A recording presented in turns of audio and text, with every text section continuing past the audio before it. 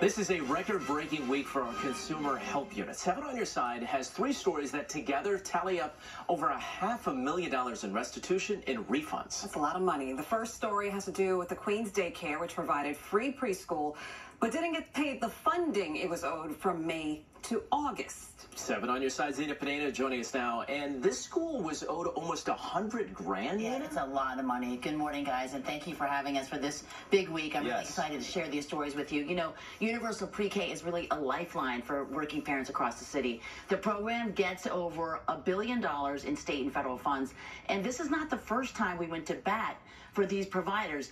After the New York City Department of Education didn't pay up, everyone from the cooks, the maintenance staff, the teachers, and administrators all kept working for free.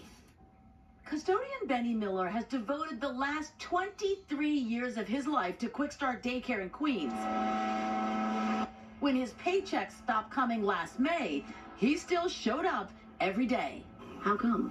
Because I love the kids and I love the school. We've met several times with teachers crying. When are we getting paid? And School Administrator Adrian Bond says the money they get from the city's Universal Pre-K program's often been tardy, but this time, the funds for herself and her entire staff's been absent for 4 months. Some of them were saying, I'm getting eviction notices, their lights were turned off. They were stressed, like you can't pay your mortgage. You have children, your car note, you can't. You watch them take your car away. The school was owed more than $66,000 for the 2023-24 school year, plus another $43,000 from 2021. Has it ever been as bad for this facility? No, this was absolutely the worst. It was very scary. How many times do you think you contacted the DOE for this money? I cannot tell you. I kind of think they were annoyed at me. So Mrs. Bond called 007 on your side. And that's when the heavens for me opened up. The heavens have opened up. I knew there was light at the end of the tunnel. We alerted the DOE to the delay, and before they could ring the bell on opening day, payday. What's the first thing you did with your money? Paid bill. I pay my credit card bill. I pay my rent, I pay my water bill, I pay my light bill. My son's college fees. You paid tuition? Yes. Aww. They got a lump sum of $98,549. We got our paychecks. Thank you, 7 on Your Side. Yay! I'm just incredible. You know, the Celeste there in the blue shirt at the end, she couldn't even pay for her insulin. She had to borrow money. So they really stretched themselves then to keep working and make sure that school got open in time for the school year. Yeah, I love that. Ms. Bond, 007, yes. I love that. So Secret agent. I love that. So I got to ask, what did the Department of Education do about the delay? Well, you know, they really said that the part of the back pay problem goes back to 2021, predating Mayor Adams' administration. But they added our early childhood program providers are our trusted partners in providing high-quality education to our youngest learners, and they deserve a reliable partner in return. A thorough review of our records shows that Quick Start Daycare Center has all of its invoices paid this year, and they added, we really look forward to continuing with Quick Start as they nurture our city's youngest learners. So they came through with the money. That's great. Good. And just the love of the kids. It's so clear, the passion for all those people. Absolutely. Nita, thank you. Thank you. I'll be back tomorrow morning with our second story. Wow. Looking forward to it. We always love to have you. Danny's been following along closely. Joins us now with the AccuWeather forecast. Incredible work. Yeah. I can't even imagine how grateful that they were.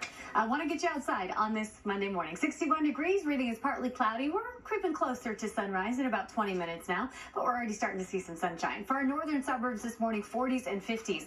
It's chilly in Montgomery at 47. We're at 50 in Sussex, 54 in Cold Spring, 51 in Katona. The warm spot is the city at 61 in Central Park, 59 for Newark, down the shore, 57 for Belmar.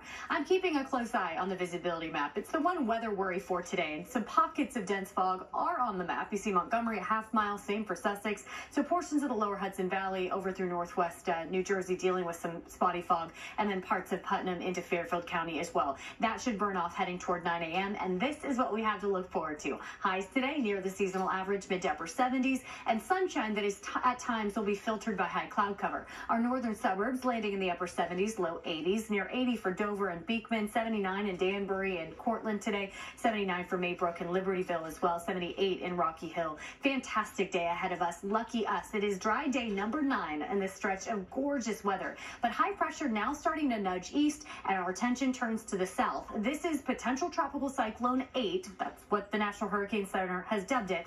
It's an area of low pressure bringing heavy rain, gusty wind, and rough surf to the Carolinas today. The potential for that tropical development is there, and if that happens, it will be Tropical Storm Helene as it makes landfall in the Carolinas later today. The reason we are watching this area is that is where we're pulling our moisture from as our rain chances return into the middle of the week. Today is still dry, just filtered sunshine. Tomorrow, more cloud cover, and then Wednesday is when we expect these rounds of rain to arrive. That timing is pushed back a touch at this point, looking like late morning, early afternoon when those showers show up, but of course we're staying on it. Scattered rain will continue for the second half of the work week with breezier and cooler conditions. So now you know that you got to take advantage of today. Yes, some high clouds streaming in, so it has a different look today than the crystal clear sunny skies we've enjoyed, but still perfectly pleasant with highs in the mid to upper 70s and a little sunshine. Moving into tomorrow is an increase in both humidity and cloud cover, so we'll read our Tuesday as a mostly cloudy day, but still mostly dry, and then by Wednesday, as you saw, those rain chances return. Next 12 hours look beautiful. Temperatures this morning are comfortable. Temperatures this afternoon really pleasant.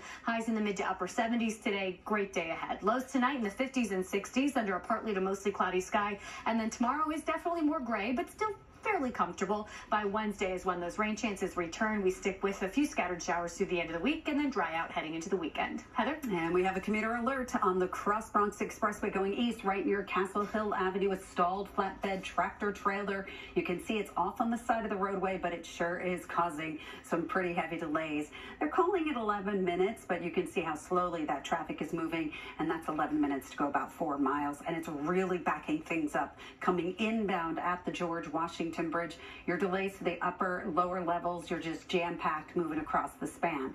Then in Parsippany on 80 East from exit 43 to 45, it's an overturned tractor trailer, down tree involved. There were eggs on the tractor trailer. Only the right lane is open. Alternate side of the street parking rules are in effect. Mike and Charlene, over to you.